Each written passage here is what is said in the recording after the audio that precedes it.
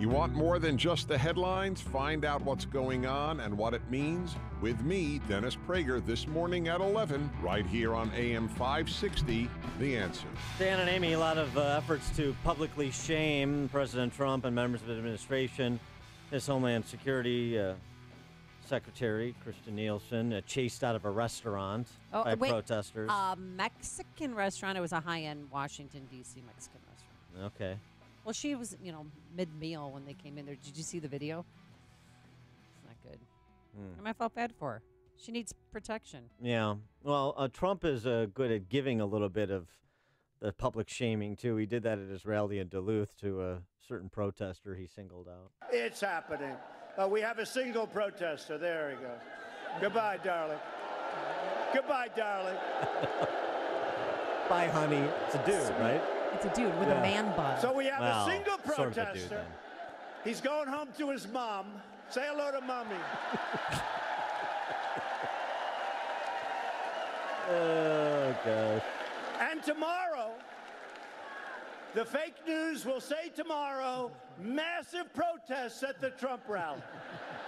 One person. Massive protests. Ay, ay, ay. Oh, no, then later, good that stuff. means that later that guy should get a haircut because he asked you about their gender. Because he had a man bun, and I loathe man buns because you know what man buns are?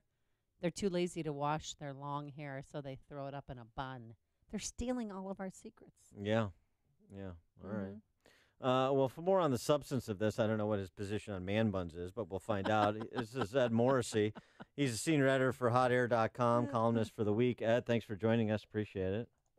My pleasure. And as far as my position on man buns, it's a complete and deep envy that anybody can actually grow one. I don't have that kind of hair anymore. Sorry. Follically challenged. That's all right. Yeah. Darn. Where's the rest of Ed? Okay, Ed. What about on the substance of Trump's decision to sign that executive order? He wasn't inclined to move in that direction just a couple of days earlier. Yeah, well, obviously this is something that a lot of political pressure on him to act here, and I think it's in concert with what's going on in the House. Paul Ryan pledged that they were going to produce a bill which would allow family detentions and set aside some money for that purpose. And I think that's really what it's going to take, because I'm not necessarily convinced that an EO is going to work in this instance, but I think Trump felt that he had to do something to take some of the political heat off of himself and some of his political allies. Yeah, I mean, he was under fire politically and personally because Ivanka and Melania wanted him to change his ways, but don't we have to build these family detention centers? I mean, logistically, I just don't understand how this is going to work.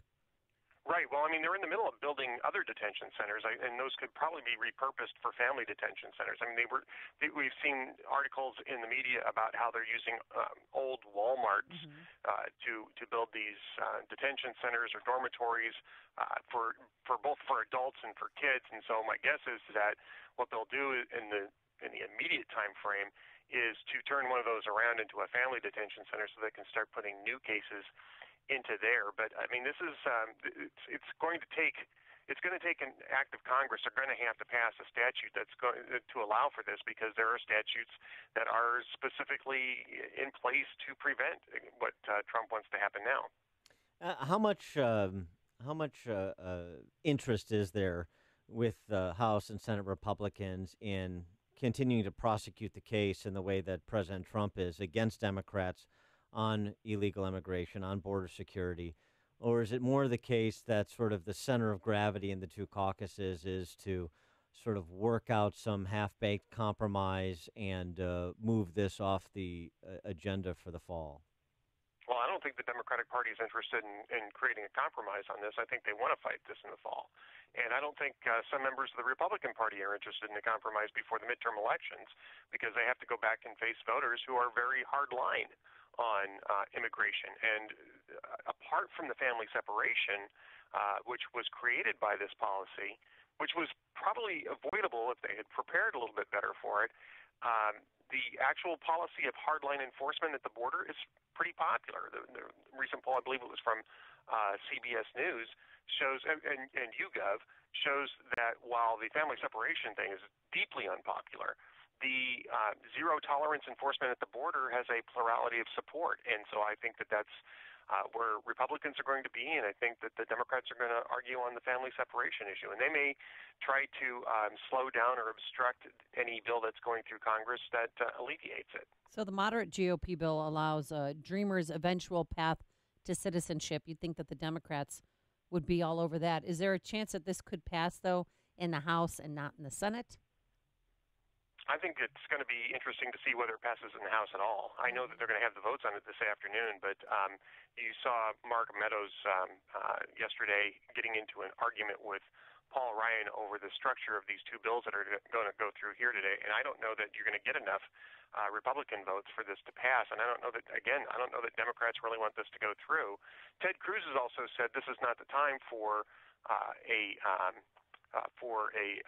broader immigration reform. He's sponsoring a bill that deals specifically and only with the family separation issue.